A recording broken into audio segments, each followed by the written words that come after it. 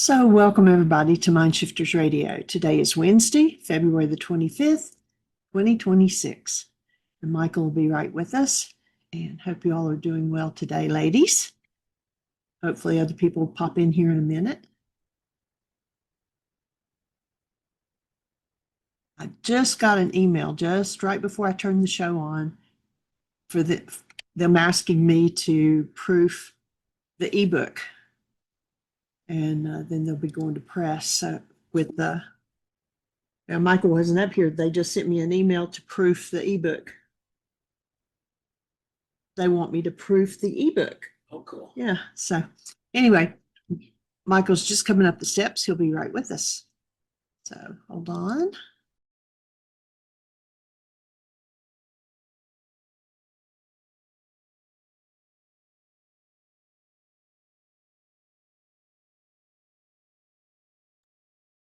All right, we've got people popping in.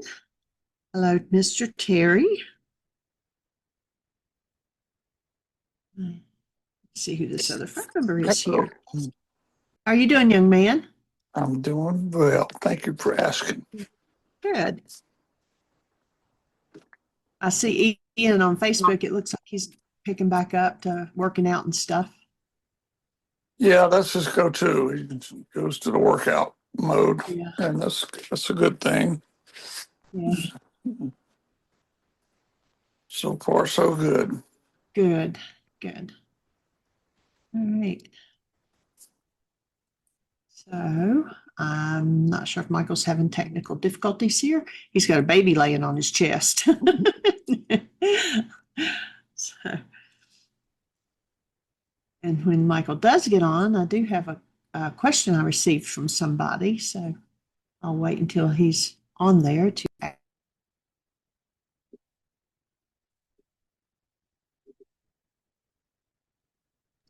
I told him you have a baby on your chest.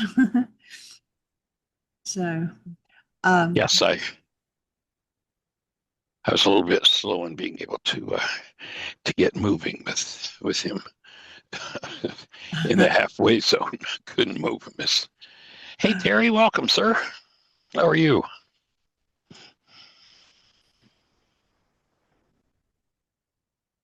Terry, I see you've got your microphone open. You have a thought for us? I was talking with Jeannie while we were hanging out, just saying hello and all that good stuff. So yeah. Thanks for asking. How you doing? I'm rock and roll. All things moving forward. Did you get to look at that article I sent you on black holes? Nope. No? Yeah. Oh, okay. It's on the list, so. Cool. Yeah. Awesome. I'm very interested in it. Thank you. Yep. Lots moving forward. And I'm just going to share a picture. There's the boy, sound asleep. Laying right on top of Papa.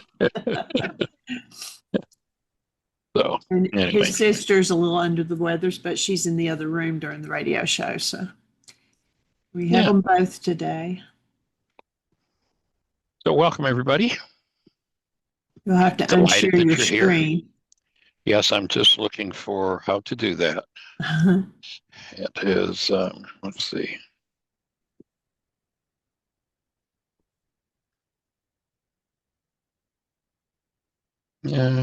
Technology. It should be the same share button. There we go. Found it. Yeah. There we go. All right. So, what fun. Yeah. Well, welcome, everybody. Delighted that you're here and that we get to be in this conversation. I didn't think we'd be seeing Susan, seeing as how she's on an airplane to Hawaii, but I guess she's somewhere where she's able to tap in. So welcome. Glad you're here. Susan B. and Susan F. and Melissa and Dusty and Cammie, Anita, Andre. Boy, we got the whole family. That's awesome. Well, anybody got anything exciting to share? Anything exciting to move through? Thoughts, questions, answers, ideas?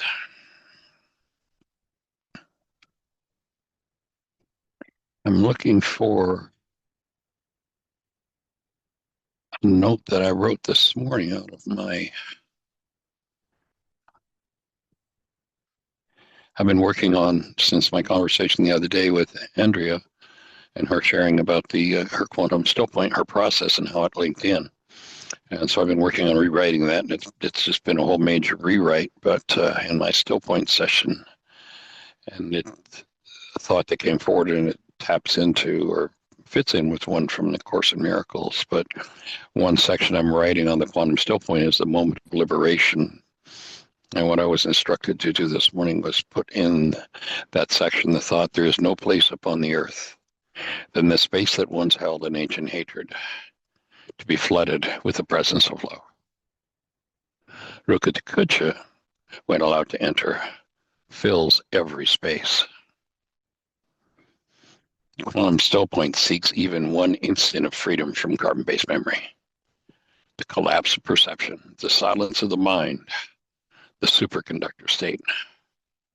Much like what the world calls a near-death experience, but truly a near-life experience.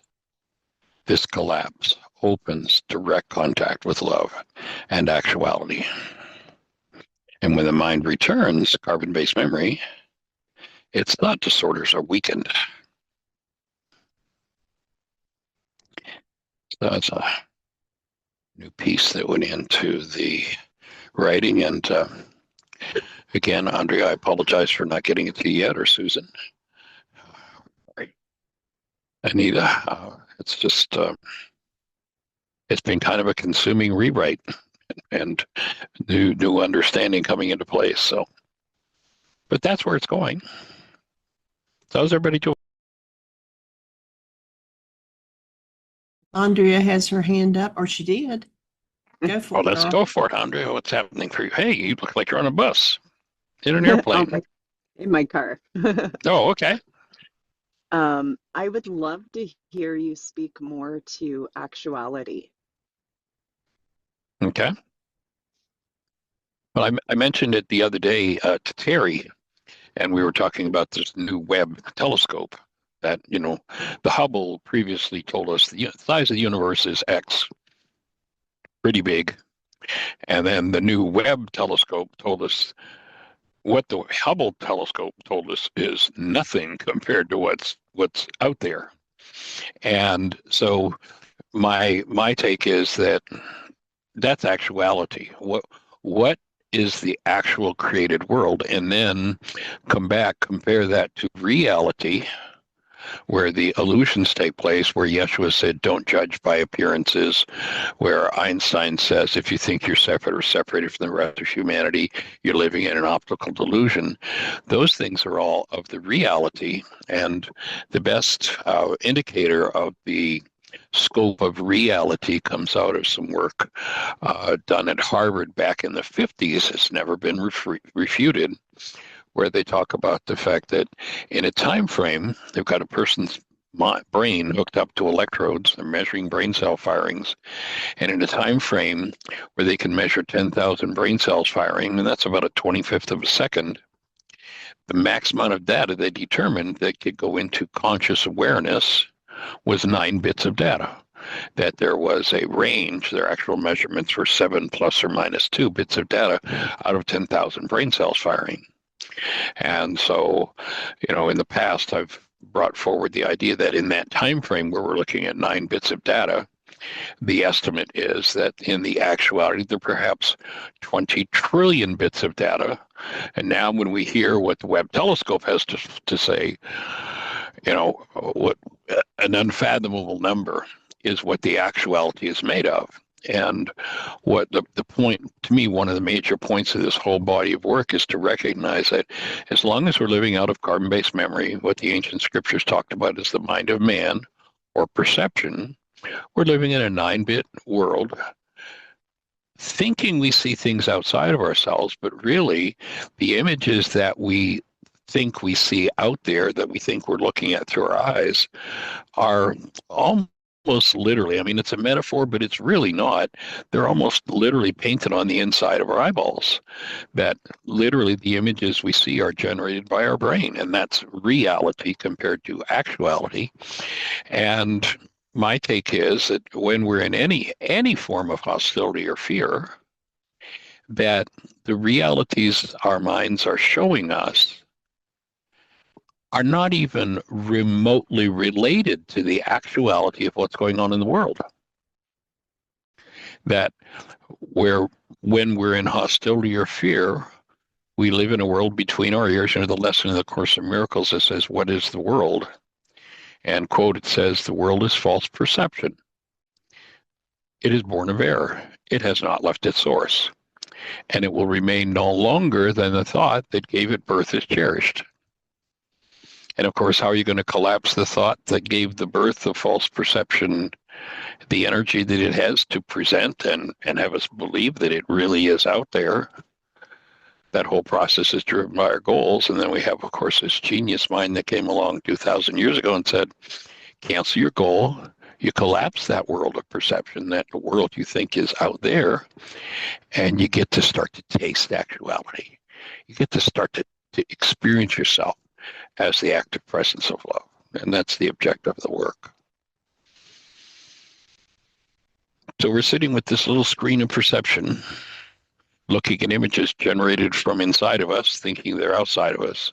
Well, and again, Yeshua referred to that world as appearances. Carl Jung says, until the unconscious becomes conscious, it will direct our eyes and we'll call it fate. We'll think that the things that are going on in our own unconscious that are used to build this world of perception, that they're actually outside of us, and that they're forces that are forcing us into these places. And of course, that leads to the topic of my book, Why Is This Happening to Me Again?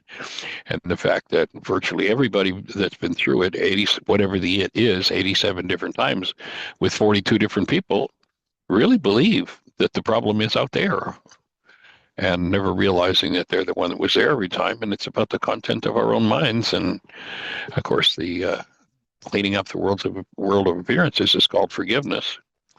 When we finish with that project and we start to step into the actuality, then we can throw forgiveness away. It's a temporary tool, as long as we're stuck in the world of false perception, to free us from that and give us a near-life experience. The person, generally the world talks about near-death experiences, and if someone experiences clinical death, what happens? Carbon-based memories, perceptual capacity shuts down. Clinical death, it stops. The actuality of being is still there. And they experience, and we read the stories, they experience tunnels of light, being embraced in love, being cared for.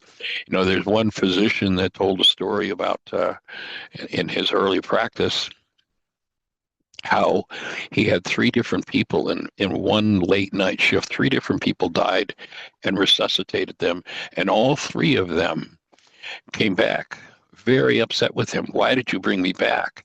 And the 3 of them had a common experience. And he lamented, and was in the question as a physician, what do I do with this? So I resuscitate somebody, and they came back all peeved at me. And he said that in that particular evening, all 3 people that he resuscitated said to him, I was in this space where for the first time in my life, I was embraced in love and felt like I was cared for. And you brought me back, you turkey, kind of thing. So, my take would be that when clinical death occurs, we get to escape this world of false perception, the 9-bit mind, and that those 3 people, when clinical death occurred, got to step into the actuality of what we're designed for. And then resuscitating them, carbon-based memory comes back online with its BS, and we fall back into it. So the actuality of creation is, and if you look at all of those who've mastered their own minds down through the ages, the common link that everybody has, and I don't care if it's religious or philosophical or whatever, the common link is, from people who have truly done their work, is that it's a benevolent world, and the underlying energy of it is love, and that in that space of love we live, move, and have our being. And the objective is to free oneself of the generational patterns of carbon-based memory and get back to the truth of who we are as human beings, as love, the experience of love. I don't know if that reaches toward where you were going or not, but Yeah, my human part really wanted to hear your definition and like to really connect to the language that you're using. And it's bringing so much clarity for me of what happened. Like I was just following the next best feeling guided step when I was able to drop into that space of pure presence and what felt like this deep enlightenment. And, I'm getting such a good understanding that what happened for me when I went out into nature for those 2 months, mostly by myself, is there wasn't anything around me. Like the Course in Miracles starts teaching the mind training on, that nothing has meaning. And where I was, nothing, like there was very little things around me that had meaning.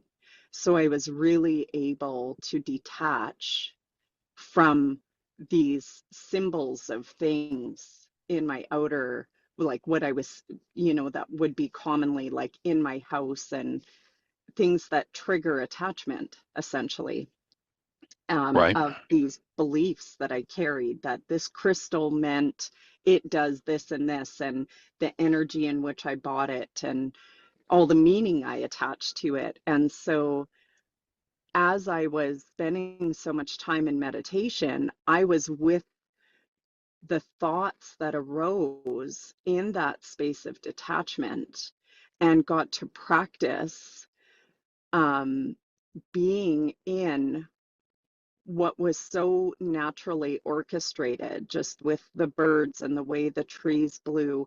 And I got to really understand that the trees blowing, that was us doing it together. Like there was such a connection in synchronicity, that might not, like the grand orchestration. And I wanted to check in to see if that's what you were speaking about, being in actuality. And like even when I came back into my home, I can see now that thought disorder still did come up with meaning and all that right. was attached to it. But I had such distance from it that it could play in the background. So I can't remember what you said. It was a really good way of It wasn't the describing. kind of resonance or intensity to it that it would suck you in totally. Exactly. It's Like I like it was could a still, background noise, but there wasn't the resonance of a real person in your face and bang, this trauma comes up. It's like, oh yeah, I can remember that, but here I've got creation in front of me.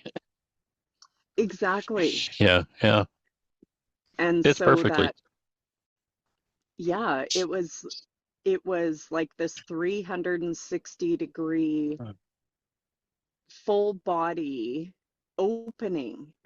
And so what I can see now is the process in which I got there more Right. clearly, and that the key thing for me was this regulation in my body where I wasn't feeling triggered by my attachment to the things that I was seeing, Right. and dropping into that eternal present moment is actually what actuality is. Mm-hmm. I go 100% with that. And Jeannie, if you can, if you're not driving right now, maybe you want to catch the link. Jeannie just put in that Zach Bush video, which is really powerful. This guy's doing some great work as a medical doctor. But catch that video, and he talks about these three people that died and how they were upset with him because they were right where you're talking about when you're out there in the woods. Let me ask you a question though too. We were talking about your quantum still point experience. For me, one of the objectives, one of the things I'm aiming for through that whole process is to convince the mind to let go, even for an instant. That there's a point, the object of it is to get to the point where the mind kind of says, oh, damn, I quit, and just lets go. And that approximates that. Do you remember that in your quantum session? Oh, absolutely. And dropping into it. And that's where I see the deep value for it, because as you're like, the way that I'm understanding liberation is that liberation is in every moment. It's not you reach a state and there you're liberated. It's like these waves, like you talk about the healing crisis, they come up, and when you have these tools to be able to be with it fully feel the sensations, fully let it be present in your body. And then the quantum still point is that space where it can reach through the illusion of time and space and release it. And because when I would come back from the still point, there would be the emotional release, like the energy would be releasing, and I would have a cry, but then this empty space opens up where that thought form going back as far as it can go, that's available right now, it collapses in the storage in my body, and then it's able to move out. And that as that continues, you can go as deep, like you say, as your vitality, and to continuously, when it comes up, make the space to reach the still point. You're giving it the space to leave your physiology, because it's always last to leave in the body. And that's what And that's forgiveness. liberation is. Yeah. Yeah.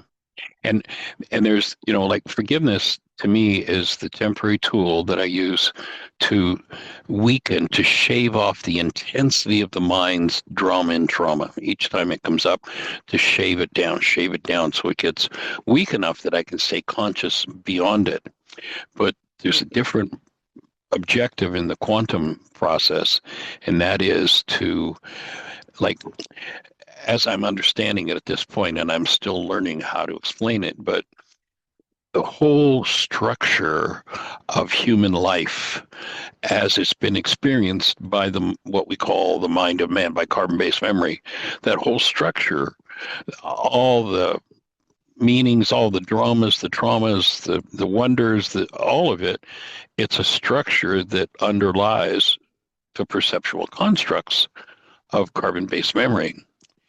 And to me, the like the next level goal beyond the still point, beyond forgiveness, is to get that thing to give up its grip for even an instant.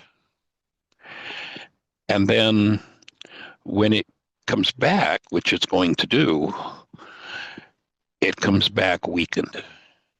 It comes back in a way that it's never quite so convincing again. Yeah, it's there. It's got its story, and it yells and it screams and does all its drama and trauma, but it's never quite so convincing again. That's kind of my experience of it, and my take of what I'm attempting to and working toward giving the experience to each person in the quantum still point, that moment where the mind just says, and I could use a profanity here, I quit. I'm okay. I give. And it's like the whole structure falls away it doesn't take long for it to come back, but just for an instant, it'll fall away. It can never quite so sincerely convince us again, is my take.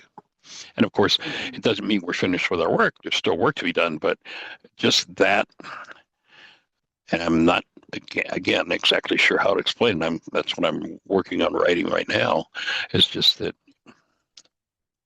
it gives up its grip for an instant, and it's never going to be able to reestablish that tighter grip again. Mm-hmm. Yeah, because that release of energy like turns the volume down.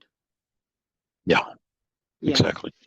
because that's what I was experiencing when I came back from, being in the forest, was that these my ego was still speaking, and all day long, generally, like for the most part, and it just was this chatter in the background that was actually usually quite quiet, and I was sometimes aware of it and sometimes just in such deep flow that it was like a radio playing in the background that you're not really listening to, and there Yeah. wasn't the attachment to it. And as soon as I got deeper around people, I went back into attachment, the meaning that I give to It takes things. over. Yeah, what's Yeah. resonance is just, every time you turn around, I mean, you just drive down the street and there's, the sex ad on the top of the taxi cab. There's this stimulus, that, and the whole game is meant to just resonate and keep that thing moving. When the objective is to get rid of that thing so we can step into the actuality. Mm-hmm. And, sadly, there's profit in keeping people locked in that insanity. And so, virtually everything in the commercial world is designed to perpetuate and keep that mind rocking on, because it's through that mind that people can be controlled, manipulated, taken advantage of for whatever, whether it's their money or their bodies, as we talked about yesterday, whatever it is.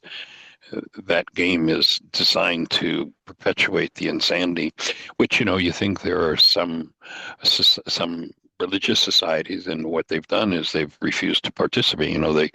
They step outside of and won't interact with the world because they've recognized that.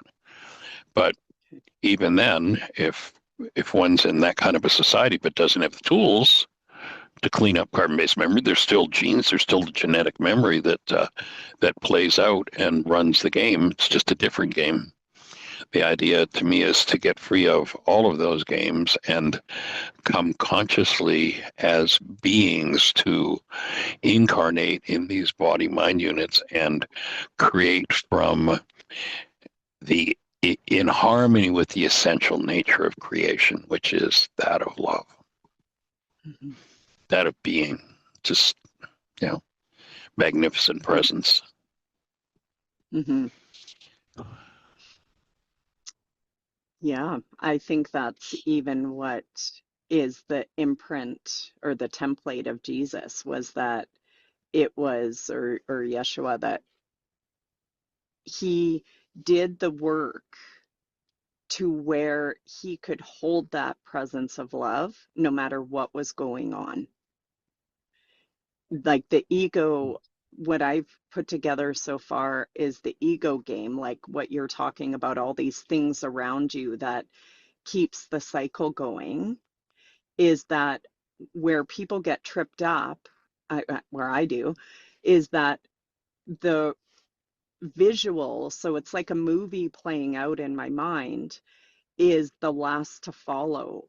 So when I clean it up, it will play out, and it's my purpose to stand in the presence of love while it plays out, and to hold that, and that's what heals it in Exactly. seeing it. Yeah. Yeah. That's it. What does it? And it's contagious. It's contagious. People around, um, when you can hold that, because I seen that when I was in that state, that the people around me would go into the deep rest. And that happened with me during Safety. COVID. So even I would walk into a store, which I would be really activating, in this alignment, that I didn't hold the fear around it. So I wasn't wearing a mask and stuff. And when I was centered in myself and I would go into a store, people would come for me, like in this panic of recognizing, this absence of a mask. And I would just beam like, hi. And they would forget that they were coming to me in this fear.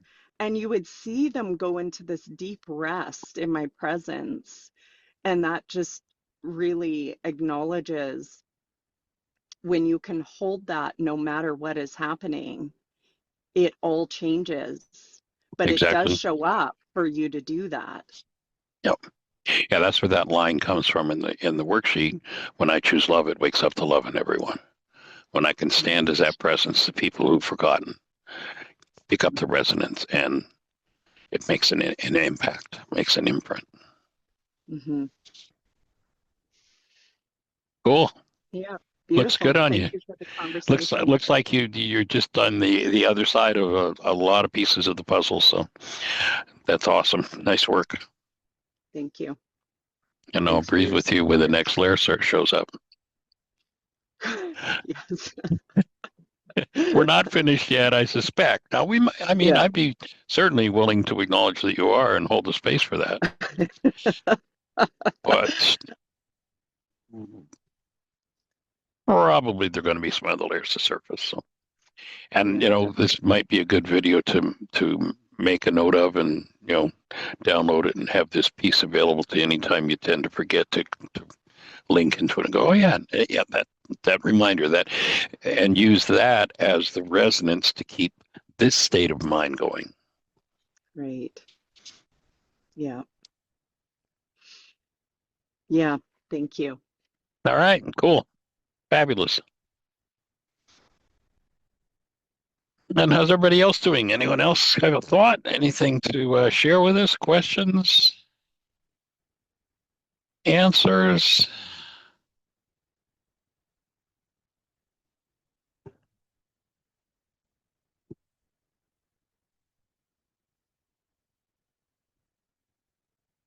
Breathing.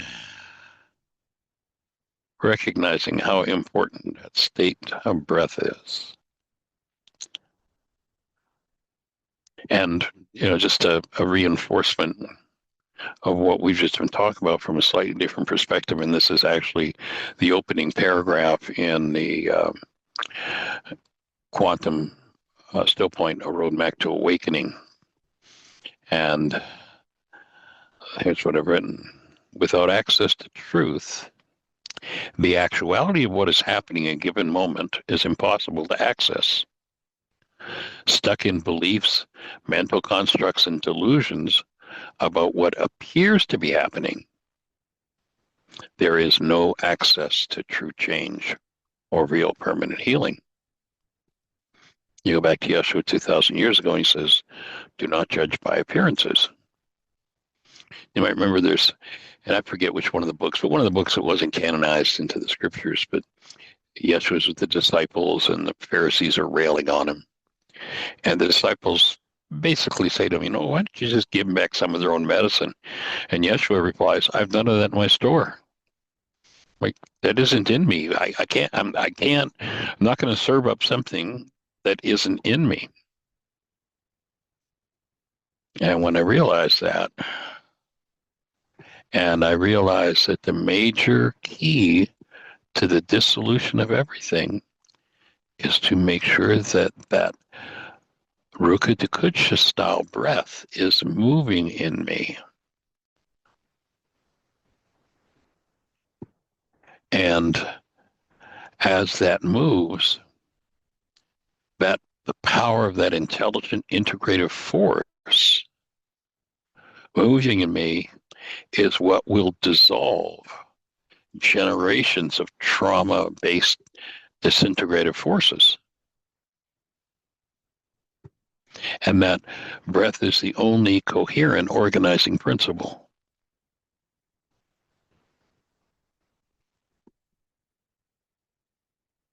And so what we're looking to do is to keep that front and center and recognize that if a disintegrative force is moving in me, then rather than getting lost in it, my work is to weaken it through forgiveness. To do my part in the forgiveness process, and remembering that forgiveness is not something I'm going to do to anybody else or do to myself. Forgiveness is the act of setting the stage for what's hiding from me in my own mind to be exposed and healed. And if you remember, in the Aramaic language, the word forgive is shabag or shabak. It means to cancel. in any given situation where my carbon-based memory is serving up something based in pain, fear, sadness, grief, rage, hatred, vengeance, it's because I have set in motion a prompt for my AI database called carbon-based memory to serve something up for me. A prompt in terms of the artificial intelligence of carbon-based memory is a goal. When I set a goal, that goal is the recruiter or the driver for the process of perception. If my goal resonates something based in hostility or fear, then that energy called into activity from my carbon-based memory becomes the foundation of the perception my mind is going to build. And whoever the object of attention is in that situation, my mind will use that energy to build a construct that appears to be about them. And I can have, you'll hear me oftentimes remind people, say, well, I was really angry at Bill for that. And it's like, excuse me, no, you weren't angry at Bill for anything. Nobody's ever been angry at anybody for anything. However, if one loads a goal that resonates into activity, anger, that anger can be used to build pictures of Joe or Harry or Bill or Mary or Hortense or Dad or Mom or self or God or Jesus or, whoever. The idea is to recognize that I've set in motion a prompt for my AI device to show me something out of harmony with the truth of who I am. And when I forgive, when I cancel that goal, and I have no part in undoing the drama and trauma. My part is to set the stage. So I cancel my goal. If you listen to the Course in Miracles, it says your part is to return your mind to the point where the original offense occurred. Now, that can seem like, well, you mean I've got to go back and go through all the dramas and traumas and hatreds and vengeance. I got to go back and remember this one thing out of maybe 10 generations of trauma? How am I ever going to do that? You're not. Fortunately, it's much, much simpler than that.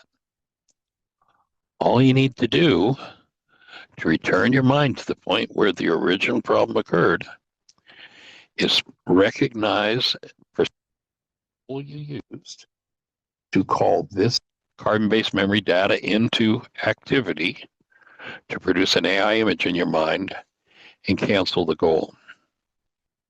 You don't have to figure out all the rest. All you have to do is identify the goal, cancel it, and when you cancel it, the driver gone, the result of your AI database activity to that prompt, to that goal, collapses. So what's now in the occupying the 9-bit conscious space collapses in on itself.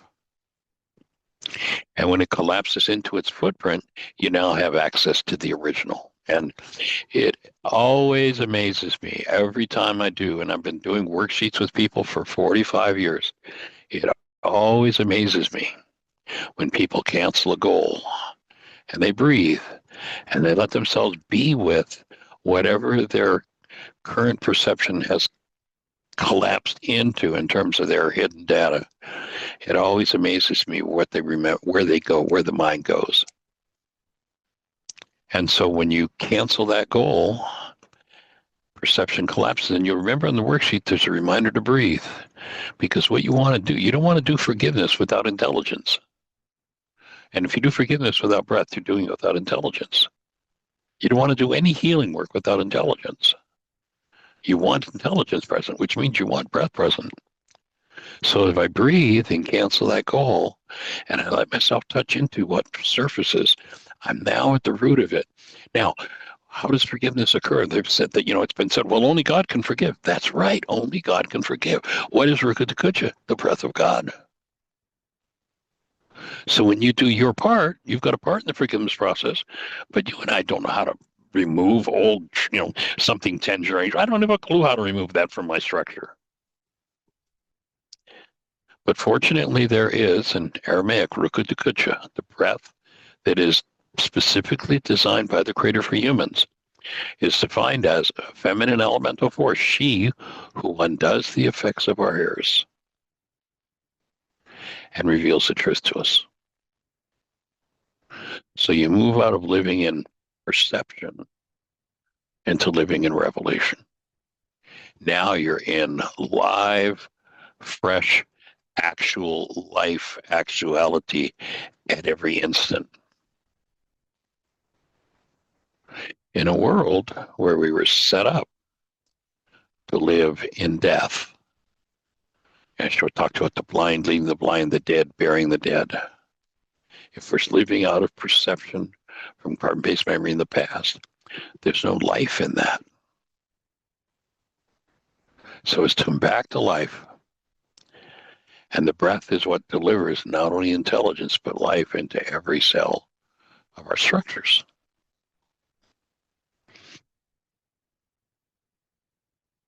And of course, it can be helpful, as I just suggested to Andrea, take this little clip where you explained it to yourself so clearly, and the next time a layer comes up, play that clip for yourself. When you play that clip for yourself, you're reminded, oh, yes, this is what's possible. You know, when we're lost in the mud. Oh, yes, now I remember.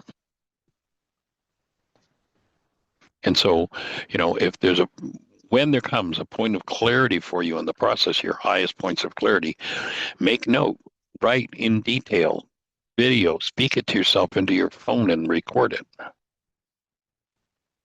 So that if the muddle gets so deep again, you forget, you've got a reminder, oh yeah, that's right. This is the truth of it.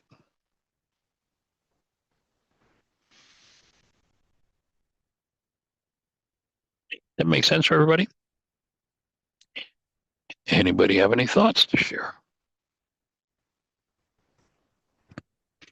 Michael. And Terry, I was just going to mention your name because it really warms the cockles of my heart because I see you now so regularly turning back to the breath and being with that. But go ahead. Well, I just put it in the chat. I got so much fear coming up that I'm feeling physically sick in my gut.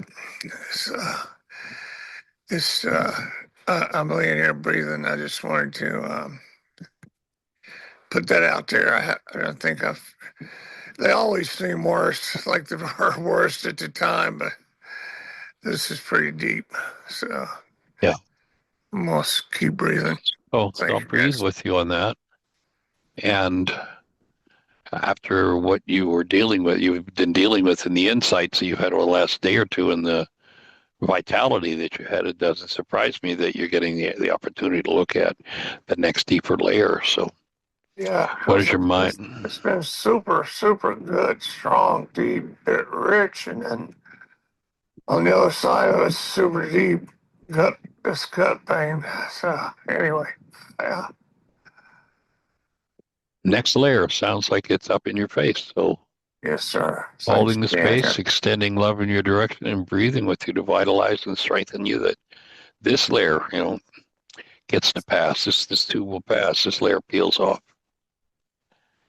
Getting free of that fear-based mind, that hostility-based mind, it's a major piece of work, especially. And I know from our sharing, as you know about me, that neither of us had anybody in our family systems that could have even fathomed this conversation or participated. That when you're the early adopter, you're the first one in the family to do it, it's like it's up to you to do the heavy lifting. And I'm deeply appreciative of this community that we're here for each other when any of us have the heavy lifting to do. The willingness to step in, to own what's creating our pain and our trauma, rather than speak it about somebody else, rather making up stories about other people and figuring out how to make it theirs, to stop and go, oh, I have this pain in my physiology. So thank you for modeling that, Terry. And stepping in this space of willingness to be supported.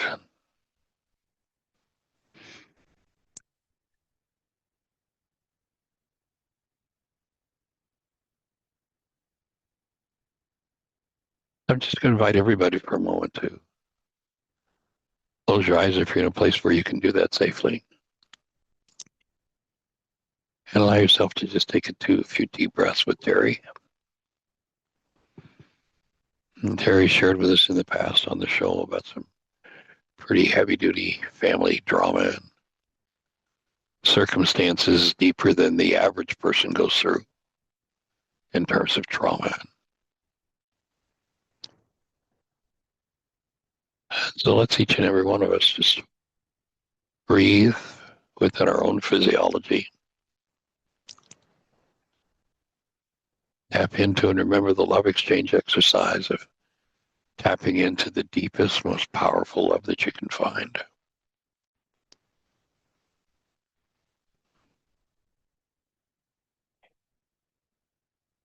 And just imagine you are tapping into Terry's energy. Doesn't matter where you are on the planet. There's nothing we know of in the physical world that can stop these high energy waves that we can source purposely and consciously. And this high energy wave, that of love, is what we're extending toward you, Terry. And I notice it's interesting, the picture that comes up on the screen, that your hand is right where you just described the trauma being. I suspect that's not an accident.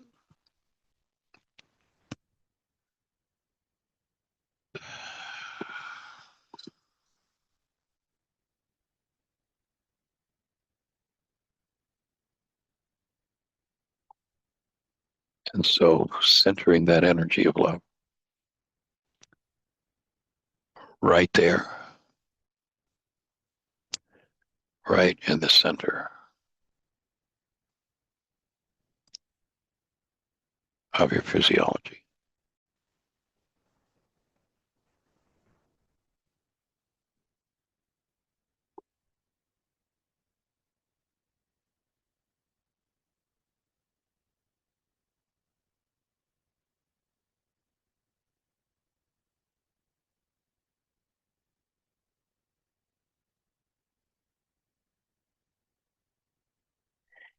And each of us is breathing with you,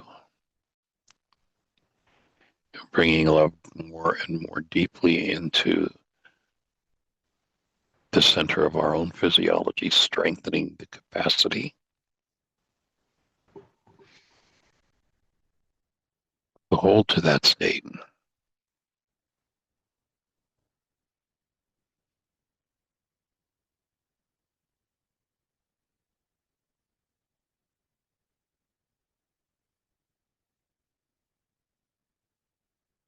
And from our conversation yesterday, I suspect that perhaps it's old survival-based fear. When you think back to your early childhood, where your life was actually threatened.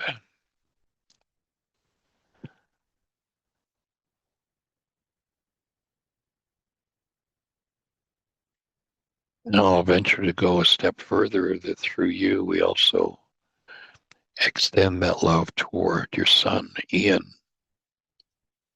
who's been going through some of those heavy-duty layers as well. That we extend support to both of you.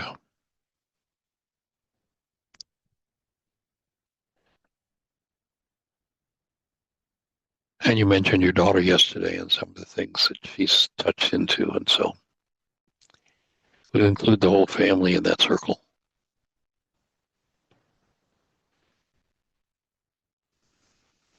Including your former.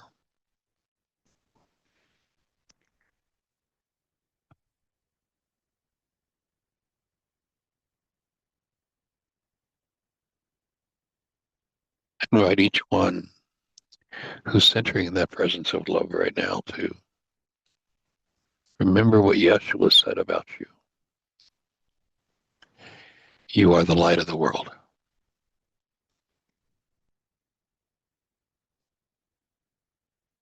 Many want to focus on the point at which he said, I am the light of the world, and ignore that second statement. But the only thing he changed in that statement from himself as the object of the statement to you as the object of the statement was the pronoun. And the pronoun, I am the light of the world, became you are the light of the world.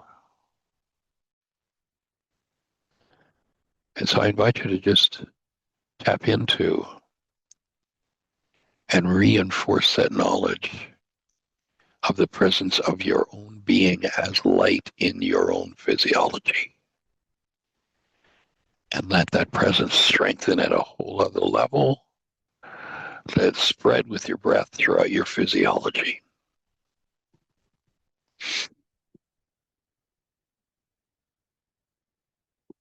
And if there's anybody in your world that's experiencing some of the things that Terry's speaking of right now, let's also focus and send that energy of love toward them, that energy of light.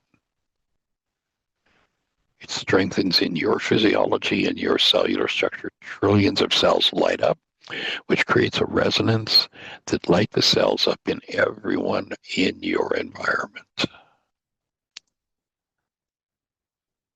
And your environment includes, on this level of energy, where all matter is transparent, your environment includes 7.5 billion people.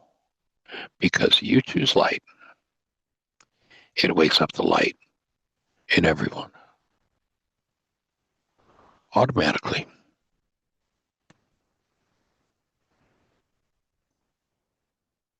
I have a middle C tuning fork, and it's perfectly still. And I take a second middle C tuning fork, hit it on a desk sharply, and bring it into the field of the other tuning fork.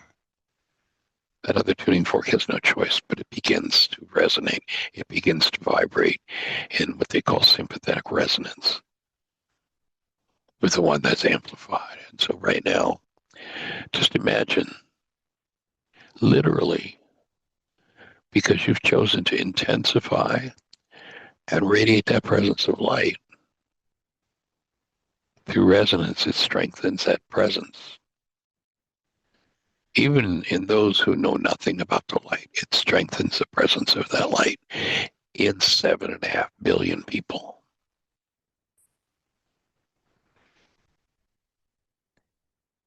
And your breath is the thing that intensifies it and solidifies it.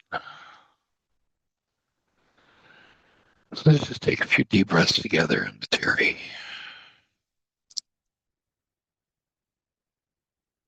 Joining with connecting with each other.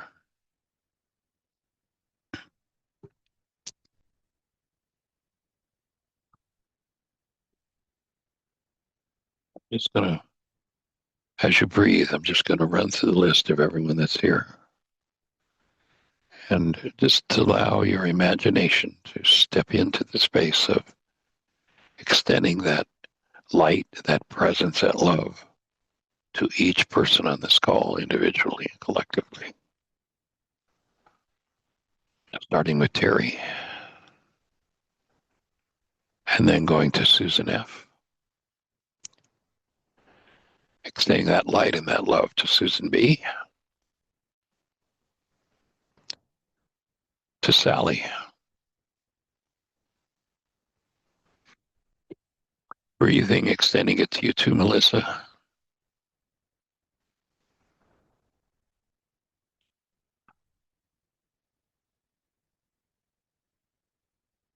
Not sure who's holding the iPhone. I think it might be Dusty. If it is, then we can send it to Dusty or whoever is holding the iPhone that's showing up, and to Kathy as well. It's Faye. Oh, Faith, welcome, young lady. Sending that love, extending that love to you.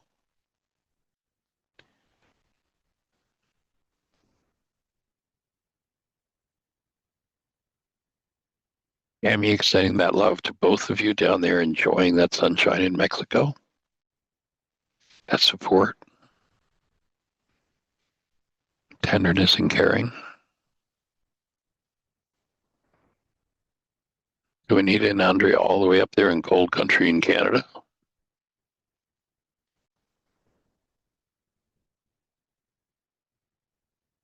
to Jeannie in the other room here in Bristol, Virginia. And I just reached my hand over and put it on Lincoln's little butt here laying beside me. Just extending that energy to Lincoln and Aria, our grandchildren here.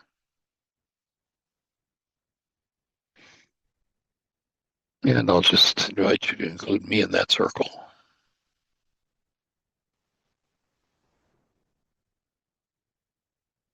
Recognize each of you as the light of the world, as the presence of conscious active love in the world.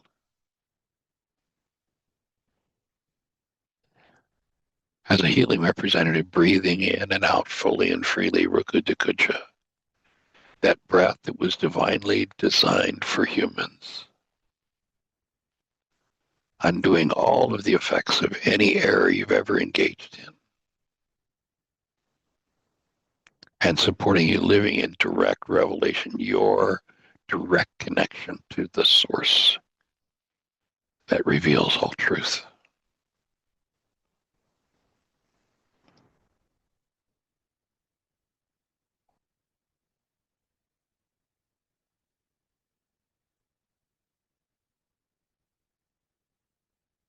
Mary, thank you for giving out that invitation for support. And Andrea, thank you for opening the space for that conversation and clarifying what it is to live in the presence as the presence of love.